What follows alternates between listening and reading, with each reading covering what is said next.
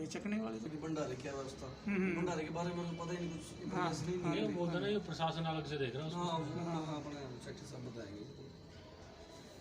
ना तो वैसे बंद ही है।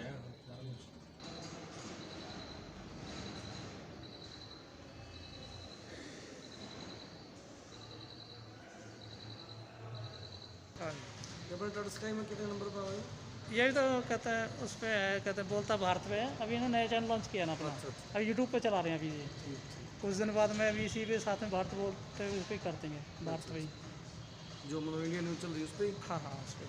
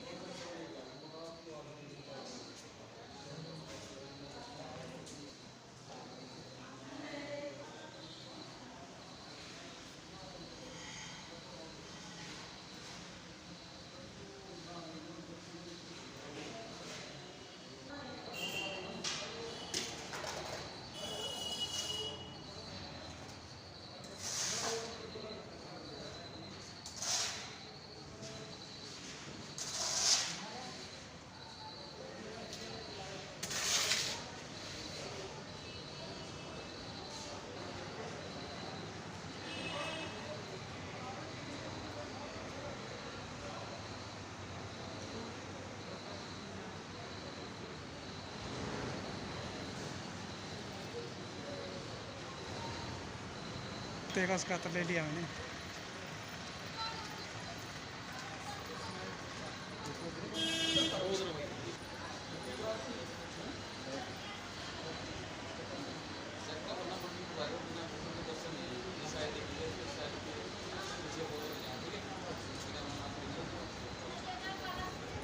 में बुकिंग करनी पड़ेगी।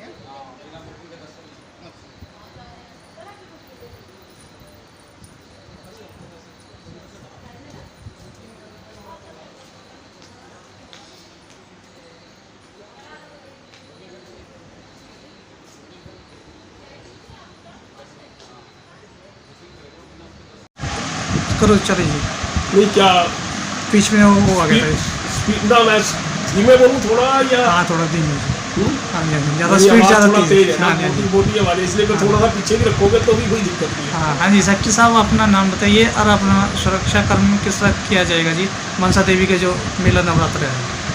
नवरात्रा मेला अश्विन 2020 कोविड के कारण विशेष प्रावधानों के हिसाब से चल रहा है।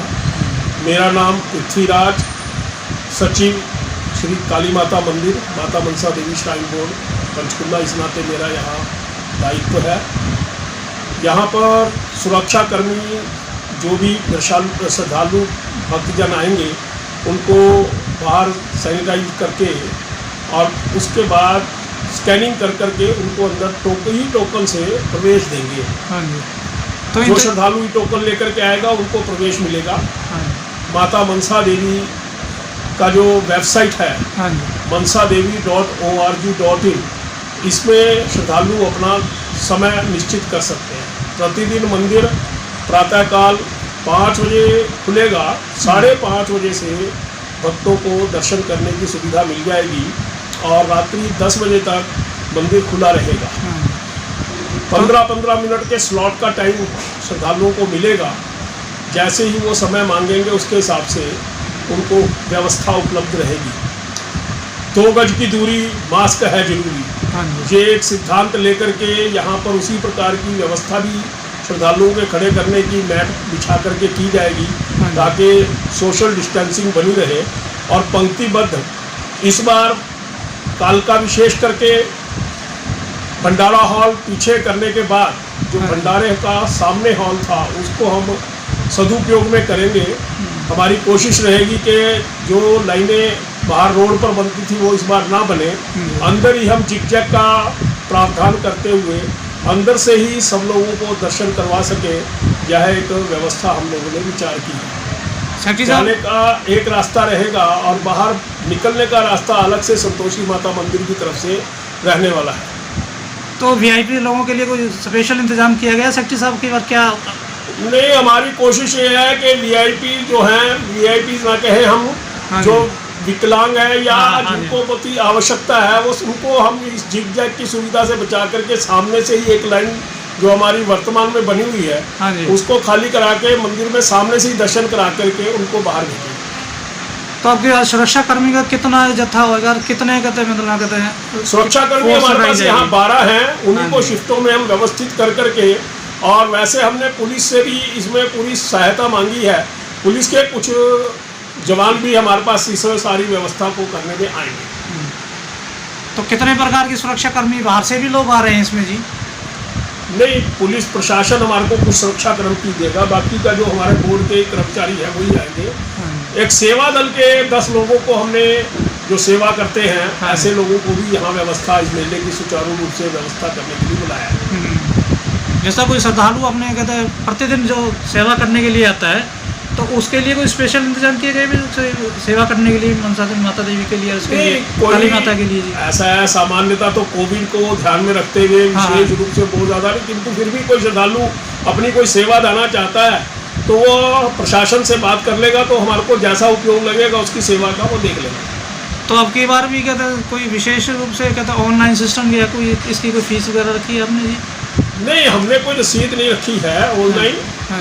और अपना जो श्रद्धालु माता का प्रसाद ऑनलाइन लेना चाहते हैं, जैसा मनसा देवी वालों ने सारी व्यवस्था कर दी है, उनको ऑनलाइन भी मिल जाएगा। एक व्यवस्था मंदिर ने इस कोविड के कारण की है, क्योंकि हमारा निवेदन है श्रद्धालुओं से कि अपना प्रसाद कोई ना लेकर के आए, न किसी को मंदिर में प्रसाद किसी भी प्रकार का लगाने की अनुमति नहीं रहेगी। मंदिर प्रशासन ने लोगों को माता का प्रसाद मिले, इसको ध्यान में रखते हुए ड्राई फ्रूट का एक पैकेट बनाया है प्रसाद का, जो 50 रुपये में 100 ग्राम और 100 रुपये में 200 ग्राम ऐसा डिब्बी में बंद मिलेगा। जो श्रद्धालु इसको लेना चाहते हैं वो पैसा दे करके प्राप्त कर सकें। सेक्रेटरी साहब, एक यहाँ सबसे बड़ी समस्या थी कि पार्किंग की जी, तो पार्किंग का संविधान किस प्रकार से किया जाएगा अगली बार? पार्किंग की समस्या का अभी जो हमने मेले की दृष्टि से एक विचार किया है, दोपहिया वाहन के लिए पार्किंग जो है, हमने यहाँ मंदिर आने से थोड़ा सा पहले खाली स्थान हुआ है किसी समाज का, उससे बात की है कि मेले की पार्किंग वहाँ पर रखी जाए, और चौपहिया वाहनों की पहले से ही पार्किंग की व्यवस्था हम मंडी में करते आए हैं, मेले के दौरान वहाँ पर करेंगे ही। और उसमें श्रद्धालुओं की सुविधा के लिए 6 ऑटो इस बार हम सुबह 8 बजे से रात्रि 8 बजे तक ये चलाएंगे फ्री ऑफ कॉस्ट। तो ये प्रतिदिन चलेगा जी? हाँ, प्रतिदिन चलेगा, नवरात्रों में 9 के 9 दिन। कोई और इसके अलावा कोई विशेष रूप से कोई सेवा, विशेष रूप से व्यवस्था? भंडारे सामान्यता मंदिर में विशेष रूप से रहते थे। इस बार कोविड के कारण भंडारों में ये व्यवस्था सोची है कि बिठा करके तो भंडारा किसी को नहीं खिलाएंगे, ताकि ज़्यादा भीड़ ना हो। इसलिए भंडारे वालों से बातचीत चल रही है कि वो लोगों को पैक्ड खाना दे सकें भंडारे के रूप में, वो अभी व्यवस्था में लगे हुए हैं।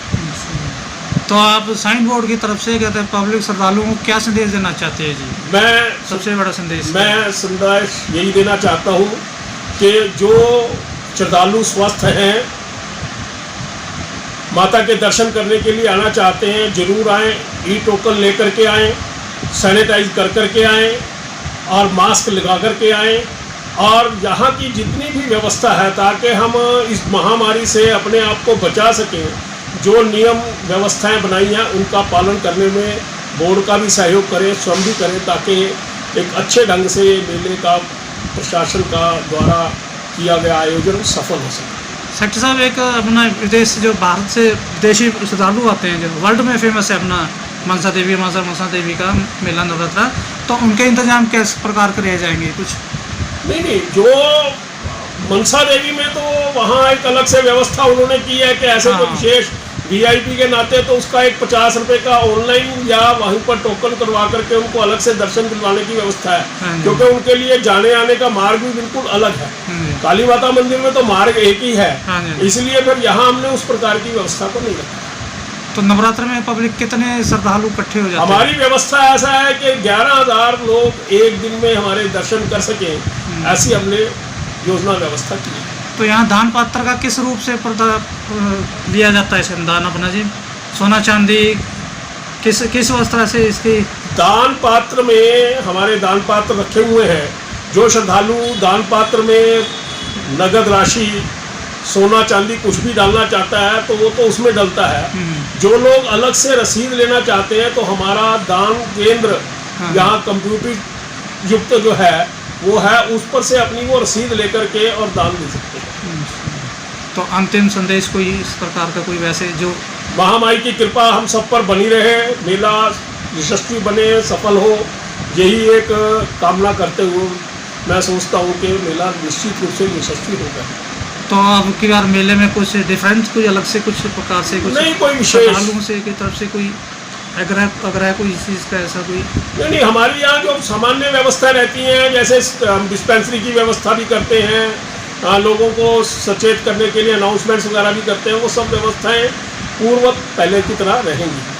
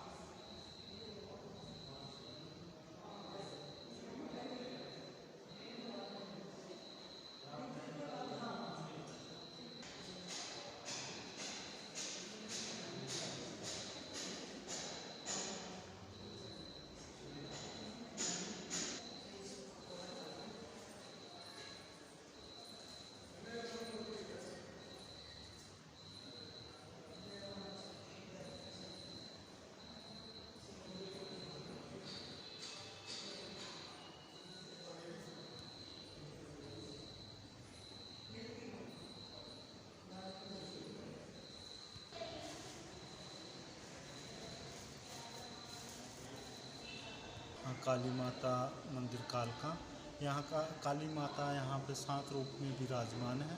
यह राजा विराट की नगरी थी और यहाँ पे पांडवों ने अपना ज्ञातवास काटा था और यहाँ पे उन्होंने माता की आराधना की थी और माता से यहाँ से विजय श्री का आशीर्वाद प्राप्त किया था।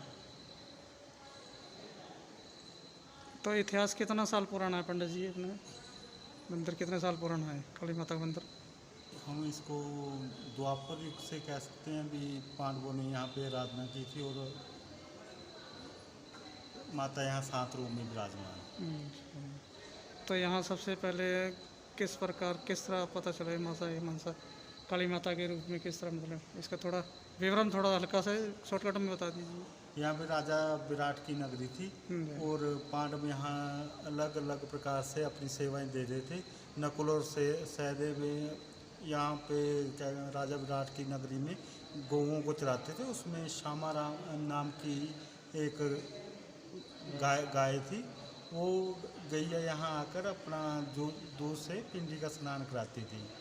और जब इसके बारे में राजा को पता लगा तो उसने इसकी नकुल और सहदेव ने यहाँ आके देखा कि यहाँ पे श्यामा गाय अपने दूध से स्नान कराती है। और जब उनको पता लगा यहाँ स्थान काली माता का है और का 7 रूप में विराजमान है, तो उन्होंने यहाँ पे सर्वप्रथम पूजा की और आराधना की और यहीं से ही उन्होंने विजय श्री का आशीर्वाद प्राप्त किया है।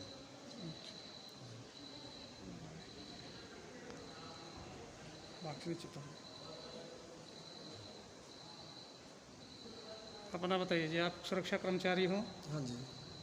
तो आप मनसा देवी में काली माता में तैनात रहते हो, हाँ जी। तो किस प्रकार से आप मेले में ड्यूटी देते हो, किस प्रकार के आपका सहयोग, थोड़ा विवरण बताइए डिटेल से अपना।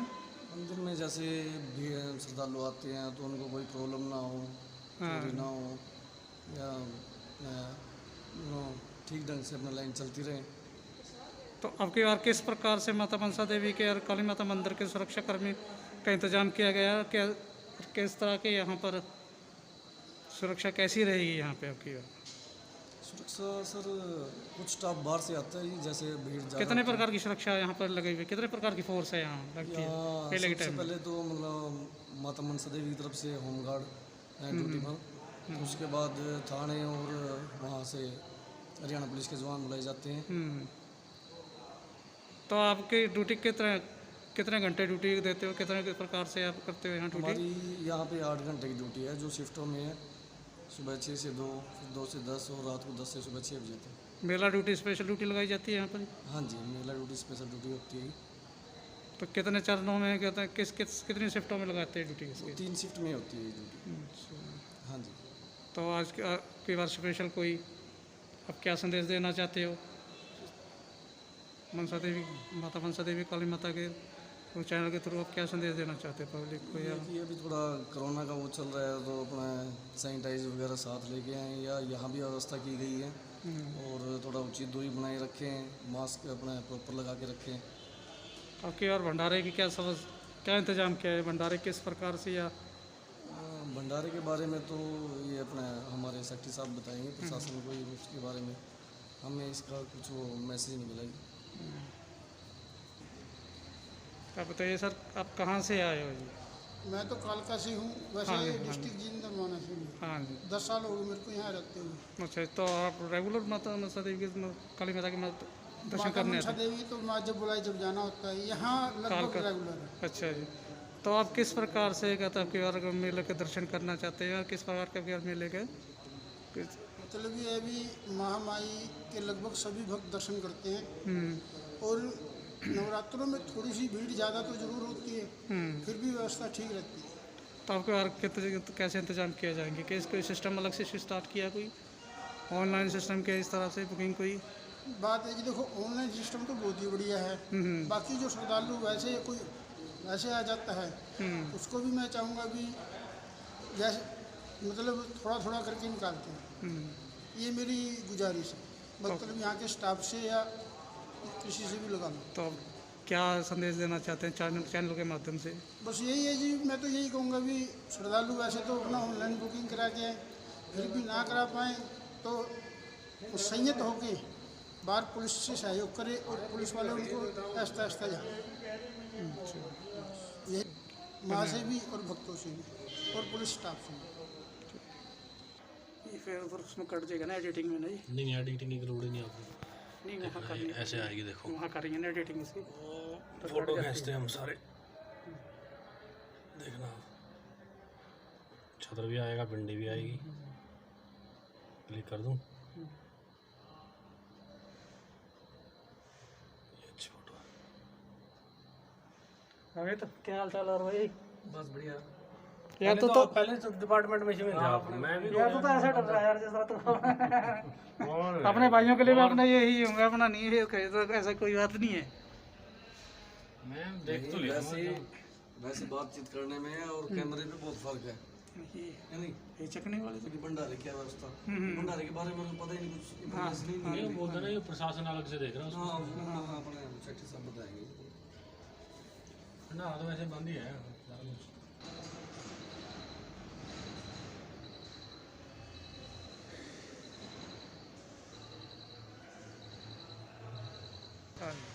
टाटा स्काई में कितने नंबर पर आए? यही तो कहता है उस पर है, कहते हैं बोलता भारत पे है। अभी इन्होंने नया चैनल लॉन्च किया ना अपना, अभी यूट्यूब पे चला रहे हैं अभी ये। कुछ दिन बाद में अभी इसी पे साथ में भारत बोलते हुए उस पर कर देंगे भारत पे ही। जो मतलब इंडिया न्यूज़ चल रही है उस पर? हाँ हाँ उस पर।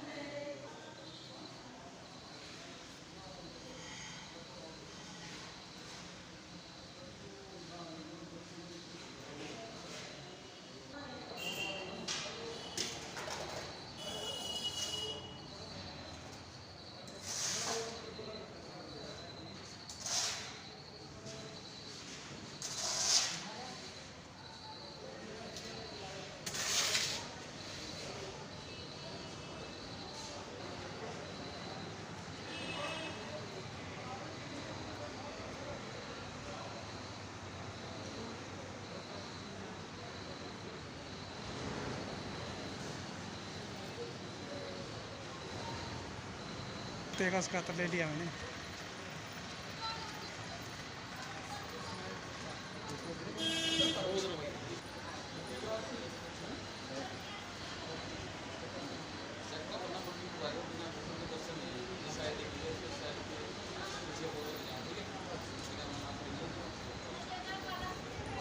बुकिंग करनी पड़ेगी।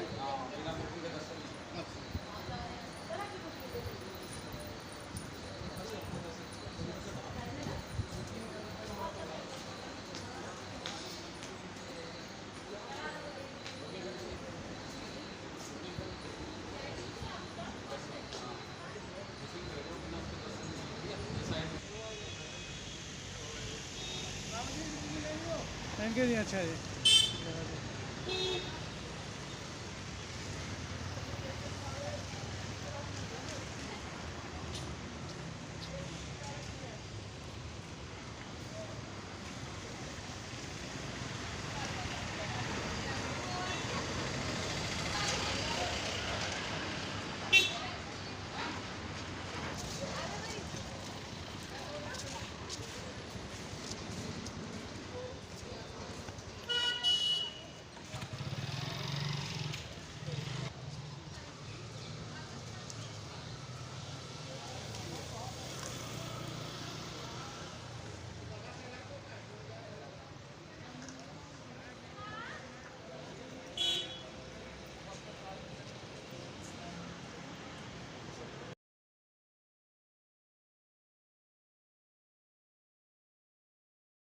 जय माता दी दोस्तों, आज मैं आपको मां मनसा देवी की संपूर्ण कथा विस्तार से बताने जा रहा हूं, जो देवी भागवत पुराण में लिखी गई है।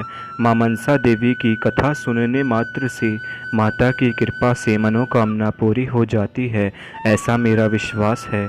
इसलिए मेरी आपसे विनती है कि आप इस कथा का ध्यान से श्रवण कीजिए और माँ मनसा देवी की कृपा के पात्र बनिए। एक बार नारद जी के मन में माँ मनसा देवी के बारे में जानने की इच्छा जागृत होती है, इसलिए वे भगवान नारायण के पास जाते हैं और अपनी इच्छा प्रकट करते हैं। तब भगवान नारायण नारद जी को माँ मनसा देवी की कथा और पूजा का विधान बताते हैं। भगवान नारायण कहते हैं कि हे ब्रह्मपुत्र नारद, मनसा देवी का चरित्र जो धर्म के मुख से मैं सुन चुका हूँ, तुमसे कहता हूँ सुनो। ये भगवती कश्यप जी की मानसी कन्या अथवा मन से जानने की विषय होने के कारण देवी मनसा के नाम से विख्यात हैं। आत्मा में रमण करने वाली सिद्ध योगिनी इन वैष्णवी देवी ने 3 युगों तक परब्रह्म भगवान श्री कृष्ण की तपस्या की है। गोपीपति परम प्रभु उन परमेश्वर ने इनके वस्त्र और शरीर को जीर्ण देखकर इनका जरत्कारु नाम रख दिया। साथ ही उन कृपा निधि ने कृपापूर्वक इनकी अन्य भी अभिलाषाएं पूर्ण कर दी। इनकी पूजा का प्रचार किया और स्वयं भी इनकी पूजा की। स्वर्ग में सुपूजित होने के पश्चात ये ब्रह्मलोक में गई और वहाँ से भूमंडल और पाताल में पधारी। मन को मुग्ध करने वाले ये सुंदरी देवी गौरी नाम से जगत में पूजा प्राप्त करने लगी। अतएव ये साध्वी देवी जगत गौरी के नाम से विख्यात होकर सम्मान प्राप्त करती हैं। भगवान शिव से शिक्षा प्राप्त करने के कारण ये देवी शैवी कहलाती हैं। भगवान विष्णु की ये अनन्य उपासिका हैं, अतएव लोग इन्हें वैष्णवी कहते हैं। राजा जनमेजय के यज्ञ में इन्हीं के सत्य प्रयत्न से नागों के प्राणों की रक्षा हुई थी, अतः इनका नाम नागेश्वरी और नागभगिनी पड़ गया। विष का संहार करने में परम समर्थ होने से इनका एक नाम विषहरी है। इन्हें भगवान शंकर से योग सिद्धि प्राप्त हुई थी, अतः ये सिद्ध योगिनी कहलाती हैं। शंकर से महान ज्ञान एवं योग आदि प्राप्त करने के कारण विद्वान पुरुष इन्हें मृत संजीवनी तथा महाज्ञानयुता कहते हैं। ये परम तपस्विनी देवी मुनिवर आस्तिक की माता हैं, अतः ये देवी जगत में सुप्रतिष्ठित होकर आस्तिक माता नाम से विख्यात हुई हैं। मुनिवर जरत्कारु बड़े महात्मा पुरुष थे, उन्होंने पत्नी रूप से इन्हें स्वीकार किया था। जरत्कारु मुनि योगी थे, विश्व उनकी पूजा करता था, अतः उनके यहाँ ये जरत्कारु प्रिया नाम से विख्यात हुई। जरत्कारु जगत गौरी मनसा सिद्ध योगिनी वैष्णवी नाग भगिनी शैवी नागेश्वरी जरत्कारु प्रिया आस्तिक माता विषहरी और महाज्ञानीयुता, इन 12 नामों से विश्व इनकी पूजा करता है। जो पुरुष पूजन के समय इन 12 नामों का पाठ करता है, उसे तथा उसके वंशज को भी सर्प का भय नहीं हो सकता। जिस शयनागर में नागों का भय हो, जिस भवन में बहुतरे नाग भरे हों, नागों से युक्त होने के कारण जो महान दारुण स्थान बन गया हो, तथा जो नागों से वेष्टित हो, वहाँ भी पुरुष इस स्तोत्र का पाठ करके सर्प भय से मुक्त हो जाता है। इसमें कोई संशय नहीं है। जो नित्य इसका पाठ करता है, उसे देखकर नाग भाग जाते हैं। 10 लाख पाठ करने से यह स्तोत्र सिद्ध हो जाता है। वह विष भक्षण करने तथा नागों को सवारी बनाकर उन पर बैठने के लिए भी समर्थ हो सकता है। वह नागासन नागतल्प तथा महान सिद्ध होकर अंत में भगवान विष्णु के साथ अहर्निश क्रीड़ा करने का सौभाग्य प्राप्त करता है। मुनिवर, अब मैं देवी मनसा की पूजा का विधान तथा सामवेदोक्त ध्यान बतलाता हूँ, सुनो।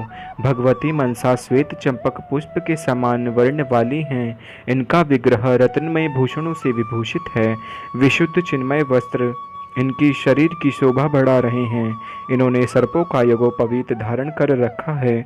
महान ज्ञान से संपन्न होने के कारण प्रसिद्ध ज्ञानियों में भी ये प्रमुख मानी जाती हैं। ये सिद्ध पुरुषों की अधिष्ठात्री देवी हैं। ऐसी सिद्धि प्रदान करने वाली सिद्ध स्वरूपनी भगवती मनसा की मैं उपासना करता हूँ। इस प्रकार ध्यान करके मूल मंत्र से भगवती की पूजा करनी चाहिए। अनेक प्रकार के नैवेद्य तथा गंध पुष्प और अनुलेपन से देवी की पूजा होती है। सभी उपचार मूल मंत्र को पढ़कर अर्पण करने चाहिए। मुने, यह द्वादक्षर मंत्र सिद्ध हो जाने पर भक्त पुरुषों के लिए मनोरथ पूर्ण करने में कल्प वृक्ष का काम करता है। मंत्र इस प्रकार है: ओम ह्रीं श्रीं क्लीं ऐं मनसा देवी स्वाहा। 5 लाख मंत्र जप करने पर यह मंत्र सिद्ध हो जाता है। जिसे इस मंत्र की सिद्धि प्राप्त हो गई वह धरातल पर सिद्ध है, उसके लिए विष भी अमृत के समान हो जाता है। उस पुरुष से धन्वंतरी की भी तुलना की जा सकती है। हे ब्राह्मण, जो पुरुष संक्रांति के शुभ अवसर पर स्नान करके यत्नपूर्वक भक्ति भाव के साथ इन भगवती मनसा का आवाहन करके पूजा करता है तथा पंचमी तिथि को मन से ध्यान करके उन देवी को बलि अर्पण करता है, वह अवश्य ही धनवान, पुत्रवान और कीर्तिमान होता है। महाभाग पूजा का विधान कह चुका, अब धर्मदेव के मुख से जैसा कुछ सुना है वह उपाख्यान कहता हूँ, सुनो। प्राचीन समय की बात है, भूमंडल के सभी मानव नागों के भय से आक्रांत हो गए थे। अतः सबने मुनिवर कश्यप जी की शरण ग्रहण की। कश्यप जी भी भयभीत हो गए थे, किंतु ब्रह्मा जी के सहयोग से उन्होंने मंत्रों की रचना की। उसमें ब्रह्मा जी उपदेष्टा थे। वेद बीज के अनुसार मंत्रों की रचना हुई। साथ ही ब्रह्मा जी ने अपने मन से उत्पन्न करके इन देवी को इस मंत्र की अधिष्ठात्री देवी बना दिया। तपस्या तथा मन से प्रकट होने के कारण ये देवी मनसा नाम से विख्यात हुई। कुमारी अवस्था में ही ये भगवान शंकर के धाम में चली गई थी। कैलाश में पहुंचकर इन्होंने भक्ति पूर्वक भगवान चंद्रशेखर की स्तुति की। मुनि कुमारी मनसा ने देवताओं के वर्ष से 1000 वर्षों तक भगवान शंकर की उपासना की। तदंतर भगवान आशुतोष इन पर प्रसन्न हो गए। मुने भगवान शंकर ने प्रसन्न होकर इन्हें महान ज्ञान प्रदान किया, सामवेद का अध्ययन कराया और भगवान श्री कृष्ण के कल्प वृक्ष रूप अष्टाक्षर मंत्र का उपदेश किया। मंत्र का रूप ऐसा है, लक्ष्मी बीज, माया बीज और काम बीज का पूर्व में प्रयोग करके कृष्ण शब्द के अंत में ढेम विभक्ति लगाकर नमः पद जोड़ दिया जाता है। ओम श्रीम ह्रीम क्लीम कृष्णाय नमः। भगवान शंकर की कृपा से जब मुनि कुमारी मनसा को त्रैलोक्य मंगल नामक कवच पूजन का क्रम, सर्वसम्मत वेदोक्त पुरस्चरण का नियम तथा मंत्र प्राप्त हो गया, तब वह साध्वी उनसे आज्ञा ले पुष्कर क्षेत्र में तपस्या करने के लिए चली गई।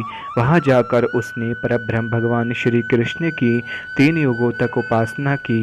इसके बाद उसे तपस्या में सिद्धि प्राप्त हुई। भगवान श्री कृष्ण ने सामने प्रकट होकर उसे दर्शन दिए। उस समय कृपा निधि श्री कृष्ण ने उस कृशांगी बाला पर अपनी कृपा की दृष्टि डाली। उन्होंने उसका दूसरों से पूजन कराया और स्वयं भी उसकी पूजा की। साथ ही वर दिया कि हे देवी, तुम जगत में पूजा प्राप्त करो।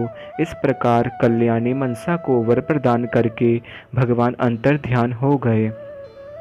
इस तरह इस मनसा देवी की सर्वप्रथम भगवान श्री कृष्ण ने पूजा की तथा तत्पश्चात शंकर, कश्यप देवता, मुनि, मनु, नाग एवं मानव आदि से त्रिलोकी में श्रेष्ठ व्रत का पालन करने वाली यह देवी सुपूजित हुई। फिर कश्यप जी ने जरत्कारु मुनि के साथ उनका विवाह कर दिया। वे मुनि महान योगी थे। विवाह करने के पश्चात वे तपस्या करने में संलग्न हो गए। वे एक दिन पुष्कर क्षेत्र में उस वट वृक्ष के नीचे देवी मनसा की जांघ पर लेट गए और उन्हें नींद आ गई। इतने में सायंकाल होने को आया। सूर्य नारायण अस्ताचल को जाने लगे। देवी परम साध्वी एवं पतिव्रता थी। उसने मन में विचार किया कि द्विजों के लिए नित्य सायंकाल संध्या करने का विधान है। यदि मेरे पति सोए ही रह जाते हैं तो इन्हें पाप लग जाएगा, क्योंकि ऐसा नियम है कि जो प्रातः और सायंकाल की संध्या ठीक समय पर नहीं करता है वह अपवित्र होकर पाप का भागी होता है। यूँ विचार करके उस परम सुंदरी मनसा ने पतिदेव को जगा दिया। मुनिवर जरत्कारु जगने पर क्रोध से भर गए। मुनि ने कहा, साध्वी, मैं सुखपूर्वक सो रहा था, तुमने मेरी निद्रा क्यों भंग कर दी? जो स्त्री अपने स्वामी का अपकार करती है उसके व्रत, तपस्या, उपवास और दान आदि सभी सत्कर्म व्यर्थ हो जाते हैं। स्वामी को अप्रिय करने वाली स्त्री किसी भी सत्कर्म का फल नहीं प्राप्त कर सकती। जिसने अपने पति की पूजा की उससे मानो स्वयं भगवान श्री कृष्ण सुपूजित हो गए। पतिव्रताओं के व्रत के लिए स्वयं भगवान श्री हरि ही पति के रूप में विराजमान रहते हैं।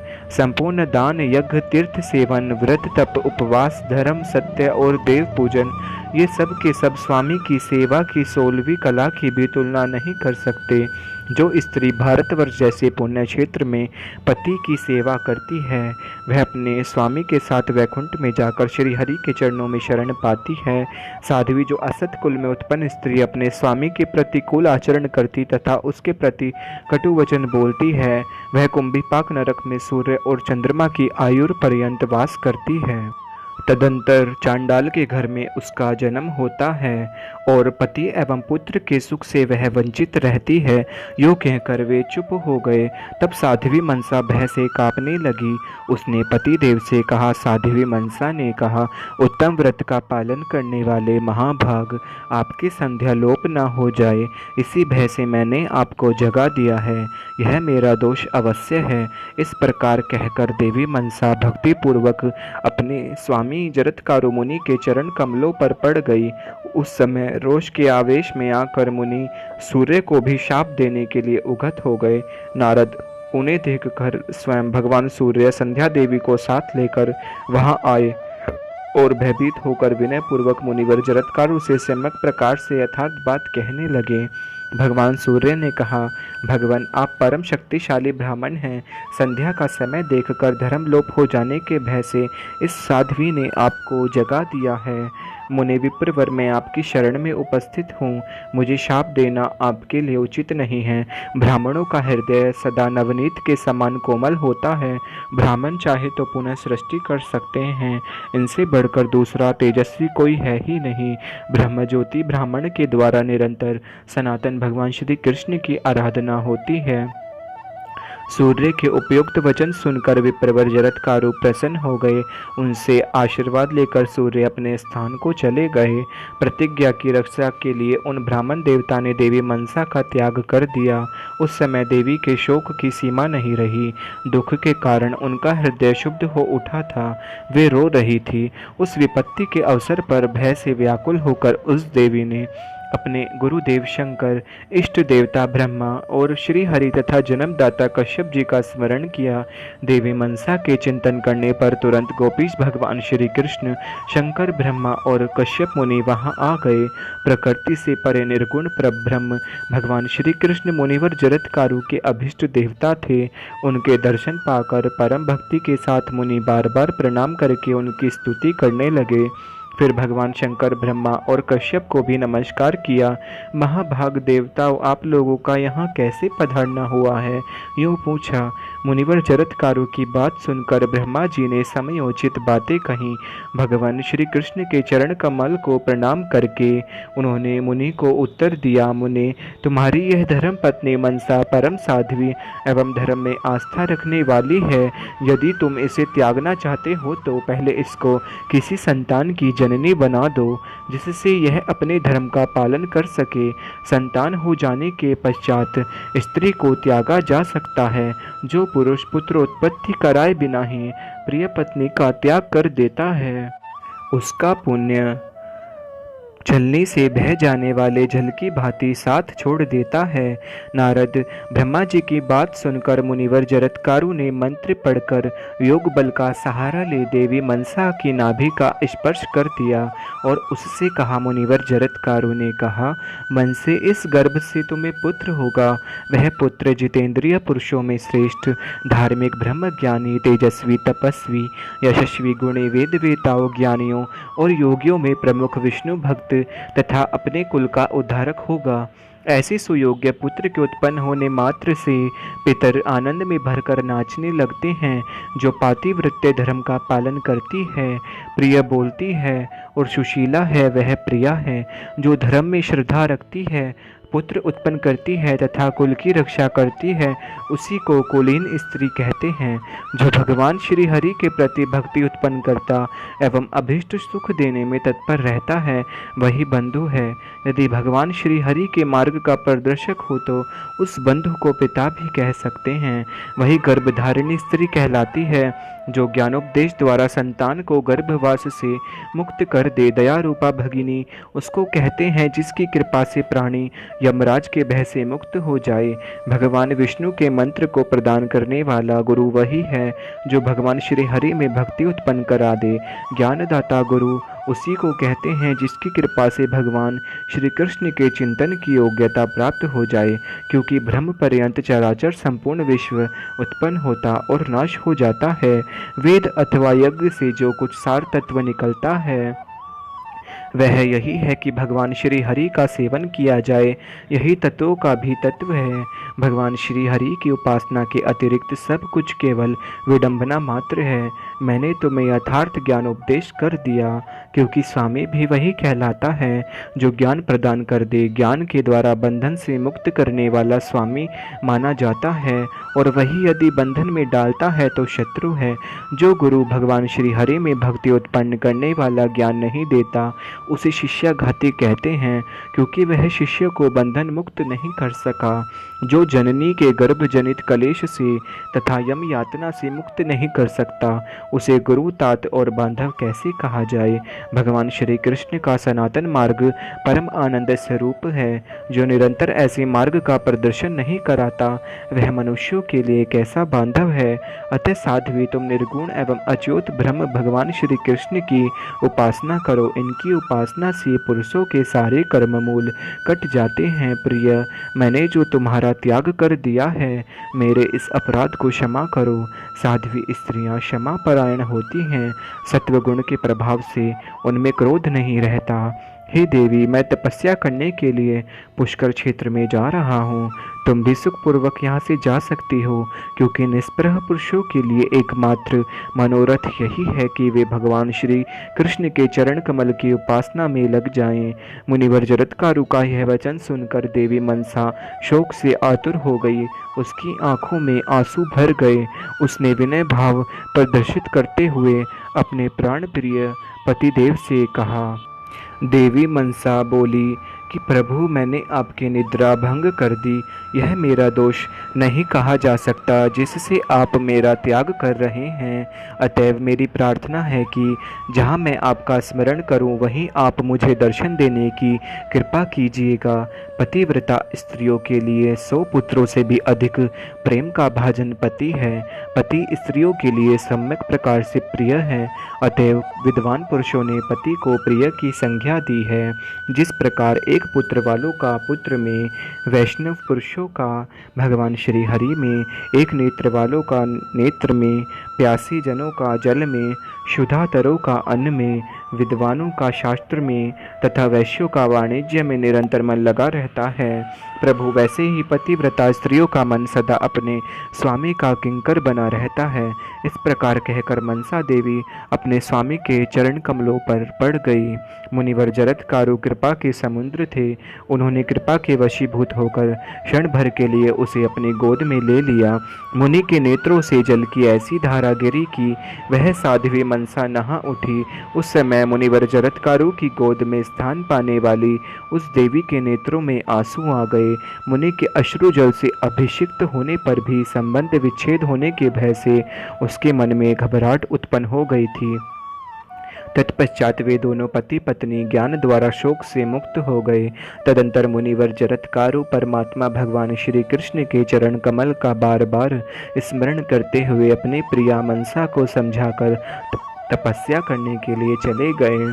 उधर देवी मनसा भी कैलाश पर पहुंचकर अपने गुरु भगवान शंकर के मंदिर में चली गई। वह शोक से व्याकुल थी। भगवती पार्वती ने उसे भली भांति समझाया। भगवान शंकर से भी उसे उत्तम ज्ञान प्राप्त हुआ। फिर मंगलवार का दिन था। सभी शुभ योग उपस्थित थे। उसी क्षण साध्वी मनसा ने पुत्र उत्पन्न किया, जो भगवान नारायण का अंश और योगियों एवं ज्ञानियों का भी गुरु था। वह गर्भ में था, तभी भगवान शंकर के मुख से उसे ज्ञानोपलब्धि हो चुकी थी। अतः वह बालक योगेंद्र तथा योगियों और ज्ञानियों का गुरु होने का अधिकारी बना। भगवान शंकर ने उसका जात कर्म और नामकरण आदि मांगलिक संस्कार कराया। भगवान शिव ने उस शिशु के कल्याणार्थ उसे वेद पढ़ाए, बहुत से मणि रत्न और किरीट ब्राह्मणों को दान किए। देवी पार्वती द्वारा लाखों गोएं तथा भांति भांति के रत्न ब्राह्मणों के लिए वितरण किए गए। भगवान शिव स्वयं उस बालक को चारों वेद और वेदांग निरंतर पढ़ाते रहे। साथ ही मृत्युंजय ने श्रेष्ठ व्रत का ज्ञान का भी उपदेश किया। उनकी कृपा से उस बालक में अपने अभीष्ट गुरुदेव के प्रति अपार श्रद्धा उत्पन्न हो गई। पिता के अस्त होने के अवसर पर पुत्र की उत्पत्ति हुई, इसलिए उस पुत्र का नाम आस्तिक हुआ। मुनिवर जरत्कारो उसी क्षण भगवान शंकर से आज्ञा लेकर भगवान विष्णु की तपस्या करने के लिए पुष्कर क्षेत्र में चले गए थे। उन तपोधन मुनि ने परमात्मा श्री कृष्ण का महामंत्र प्राप्त करके दीर्घ काल तक तप किया। फिर वे महान योगी मुनि भगवान शंकर को प्रणाम करने के विचार से कैलाश पर आए। शंकर को नमस्कार करके कुछ समय के लिए वहीं रुक गए। तब तक वह बालक भी वहीं था। उदार देवी मनसा उस बालक को लेकर अपने पिता कश्यप मुनि के आश्रम पर चली आई। उस पुत्रवती कन्या को देखकर प्रजापति कश्यप जी के मन में अपार हर्ष हुआ। मुने उस अवसर पर प्रजापति ने ब्राह्मणों को प्रचुर रत्न दान किए। शिशु के कल्याणार्थ असंख्य ब्राह्मणों को भोजन कराया। परंतप कश्यप जी की दीदी अदिति तथा अन्य भी जितनी पत्नियां थीं, उनके मन में भी बड़ी प्रसन्नता हुई। उनकी वह कन्या मनसा पुत्र के साथ सुदीर्घ काल तक सदा उस आश्रम पर ठहरी रही। इसी का उपाख्यान अभी पुनः कहता हूँ, सुनो। तदंतर अभिमन्यु को महाराजा परीक्षित को ब्राह्मण का श्राप लग गया। ब्राह्मण दुर्देव की प्रेरणा से ऐसा कर्म बन गया कि सहसा परीक्षित श्राप से ग्रस्त हो गए। ब्राह्मण ने कह दिया कि इसे 1 सप्ताह के बीतते ही तक्षक सर्प तुम्हें काट खाएगा। तक्षक ने 7वें दिन उन्हें डस लिया। राजा सहसा शरीर त्याग कर परलोक चले गए। जन्मेजय ने उन अपने पिता का दाह संस्कार कराया। मुने इसके बाद उन महाराज जन्मेजय ने सर्प सत्र आरंभ किया। ब्रह्म तेज के कारण समूह के समूह पर सर्प प्राणों से हाथ धोने लगे। तक्षक भय से घबराकर इंद्र की शरण में चला गया। तब ब्राह्मण मंडली इंद्र सहित तक्षक को मारने के लिए उगत हो गई। ऐसी स्थिति में इंद्र के साथ देवता भगवती मनसा के पास गए। उस समय इंद्र भय से अधीर हो उठे थे। उन्होंने भगवती मनसा की स्तुति की। फलस्वरूप मुनिवर आस्तिक माता की आज्ञा से राजा जन्मेजय के यज्ञ में आए। उन्होंने जन्मेजय से इंद्र और तक्षक के प्राणों की याचना की। ब्राह्मणों की आज्ञा अथवा कृपावश राजा ने वर दे दिया। यज्ञ की पूर्णाहुति कर दी गई। सुप्रसन्न राजा द्वारा ब्राह्मण यज्ञांत दक्षिणा पा गए। तत्पश्चात ब्राह्मण देवता और मुनि सभी देवी मनसा के पास गए तथा सबने पृथक पृथक उस देवी की पूजा और स्तुति की। इंद्र ने पवित्र हो श्रेष्ठ सामग्रियों को लेकर उनके द्वारा देवी मनसा का पूजन किया। फिर वे भक्ति पूर्वक नित्य पूजा करने लगे। षोडशोपचार से अतिशय आदर प्रकट करते हुए उन्होंने पूजा और स्तुति की। यूँ देवी मनसा की अर्चना करने के पश्चात ब्रह्मा विष्णु एवं शिव के आज्ञानुसार संतुष्ट होकर सभी देवता अपने स्थानों पर चले गए। मुने इस प्रकार की ये संपूर्ण कथाएं कह चुका, अब आगे पुनः क्या सुनना चाहते हो? नारद जी ने पूछा, प्रभु देवराज इंद्र ने किस स्तोत्र से देवी मनसा की स्तुति की थी तथा किस विधि के क्रम से पूजन किया था, इस प्रसंग को मैं सुनना चाहता हूँ। भगवान नारायण कहते हैं कि हे नारद, देवराज इंद्र ने स्नान किया, पवित्र हो आचमन करके 2 नूतन वस्त्र धारण किए, देवी मनसा को रत्नमय सिंहासन पर पधराया और भक्ति पूर्वक स्वर्ग गंगा का जल रत्नमय कलश में लेकर वेद मंत्रों का उच्चारण करते हुए उससे देवी को स्नान कराया। विशुद्ध 2 मनोहर चिन्मय वस्त्र पहनने के लिए अर्पण किए। देवी के संपूर्ण अंगों में चंदन लगाया। भक्ति पूर्वक पाद्य और अर्घ्य को उनके सामने निवेदन किया। उस समय देवराज इंद्र ने गणेश, सूर्य, अग्नि, विष्णु, शिव और गौरी इन 6 देवताओं का पूजन करने के पश्चात साध्वी मनसा की पूजा की थी। ओम ह्रीम श्रीम मनसा देव्य स्वाहा इस दशाक्षर मूल मंत्र का उच्चारण करके यथोचित रूप से पूजन की सभी सामग्री देवी को अर्पण की। इस तरह 16 प्रकार की दुर्लभ वस्तुएं देवराज इंद्र के द्वारा साध्वी मनसा की सेवा में अर्पित हुईं। भगवान विष्णु की प्रेरणा से इंद्र प्रसन्नतापूर्वक भक्ति सहित पूजा में लगे रहे।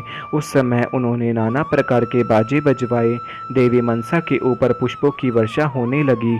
तदंतर ब्रह्मा, विष्णु और शिव की आज्ञा से पुलकित शरीर होकर नेत्रों में अश्रु भरे हुए इंद्र ने देवी मनसा की स्तुति की। इंद्र बोले, देवी तुम साध्वी पतिव्रताओं में परम श्रेष्ठ तथा परात्पर देवी हो। इस समय मैं तुम्हारी स्तुति करना चाहता हूँ, किंतु यह महत्वपूर्ण कार्य मेरी शक्ति के बाहर है। देवी प्रकृति, तुम्हारे स्तोत्रों के लक्षण और तुमसे संबंध रखने वाले उपाख्यान वेदों में वर्णित हैं। मैं तुम्हारे गुणों की गणना नहीं कर सकता। तुम शुद्ध सतत्व स्वरूपा हो। तुम में कोप और हिंसा का नितांत अभाव है। मुनिवर जरत्कारु तुम्हें त्यागने में असमर्थ थे, अतएव उन्होंने तुमसे याचना की थी। तुम साध्वी देवी माता अदिति के समान मेरी परम पूज्या हो। तुम दया रूप से भगिनी और क्षमा रूप से जननी हो। सुरेश्वरी, तुम्हारी कृपा से पुत्र और स्त्री के साथ मेरे प्राणों की रक्षा हुई है। मैं तुम्हारी पूजा करता हूँ। तुम्हारे प्रति मेरी प्रीति सदा बढ़ती रहे। हे जगदम्बिके, तुम सनातनी देवी हो, यद्यपि तुम्हारी सर्वत्र नित्य पूजा होती है। तुम दया रूप से भगिनी और क्षमा रूप से जननी हो। सुरेश्वरी, तुम्हारी कृपा से पुत्र और स्त्री के साथ मेरे प्राणों की रक्षा हुई है। मैं तुम्हारी पूजा करता हूँ। यद्यपि तुम्हारी सर्वत्र नित्य पूजा होती है, फिर भी मैं तुम्हारी पूजा का प्रचार कर रहा हूँ। हे सुरेश्वरी, जो पुरुष आषाढ़ मास की संक्रांति के समय मनसा संघ्यंक पंचमी अर्थात नाग पंचमी एवं मास के अंत में प्रतिदिन भक्ति के साथ तुम्हारी पूजा करेंगे, उनके यहाँ पुत्र पौत्र और धन में वृद्धि होगी, यह निश्चित ही है। साथ ही वे यशस्वी, कीर्तिमान, विद्वान और गुणी होंगे। जो व्यक्ति अज्ञान के कारण तुम्हारी पूजा से विमुख होकर निंदा करेंगे, उनके यहाँ लक्ष्मी नहीं ठहरेगी और उन्हें सर्पों से सदा भय बना रहेगा। तुम स्वयं सर्वलक्ष्मी हो। वैकुंठ में तुम्हें कमलालया कहते हैं। ये मुनिवर जरत्कारु भगवान नारायण के साक्षात अंश हैं। तपस्या और तेज के प्रभाव से मन के द्वारा तुम्हारे पिता ने तुम्हारी सृष्टि की है। तुम्हारी सृष्टि में हमारी रक्षा ही उद्देश्य है, इसलिए तुम मनसा देवी कहलाती हो। देवी, तुम मनसा देवी ने स्वयं अपनी शक्ति से ही योग सिद्धि प्राप्त की है। इससे तुम मनसा देवी सबकी पूज्या और वंदिता होने की कृपा करो। देवता भक्ति पूर्वक निरंतर तुम मनसा की पूजा करते हैं, इसी से विद्वान पुरुष तुम्हें मनसा देवी कहते हैं। देवी, तुम सदा सत्य की उपासिका होने से सत्य स्वरूपा हो। जो पुरुष निरंतर तुम्हारा चिंतन करते हैं, उन्हें तुम प्राप्त हो जाती हो। जो पुरुष निरंतर तुम्हारा चिंतन करते हैं, उन्हें तुम प्राप्त हो जाती हो। मुने इस प्रकार इंद्र देवी मनसा की स्तुति करके उनसे वर पाकर अपने भवन को, जो अनेक प्रकार के अलंकारों से अलंकृत था, चले गए। इधर देवी मनसा ने अपने पुत्र के साथ पिता कश्यप जी के आश्रम में दीर्घकाल तक वास किया। भ्रातृवर्ग सदा उनका पूजन, अभिवादन और सम्मान करता था। ब्राह्मण तदंतर गोलोक से सुरभि गो आई और अपने दूध से आदरणीय मनसा को स्नान कराकर वह सम्मान पूर्वक पूजा करने लगी। साथ ही उसने अत्यंत दुर्लभ गोप्य ज्ञान का भी उपदेश किया। तदंतर सुरभि तथा देवताओं से सुपूजित हुई देवी मनसा पुनः स्वर्ग लोक को चली गई। यह स्तोत्र पुण्य बीज कहलाता है। जो पुरुष इस स्तोत्र को पढ़कर मनसा देवी की उपासना करता है, उसे तथा उसके वंश के लिए भी नाग से भय नहीं हो सकता। यदि यह स्तोत्र सिद्ध हो जाए तो पुरुष के लिए विष भी अमृत तुल्य हो जाता है। इस स्तोत्र का 5 लाख जप करने पर यह सिद्ध हो जाता है। फिर मंत्र सिद्ध पुरुष सर्पसाई तथा सर्पवाहन हो सकता है, अर्थात उस पर सर्प का कोई प्रभाव नहीं पड़ सकता। या देवी सर्वभूतेषु मनसारूपेण संस्थिता, नमस्तस्यै नमस्तस्यै नमस्तस्यै नमो नमः।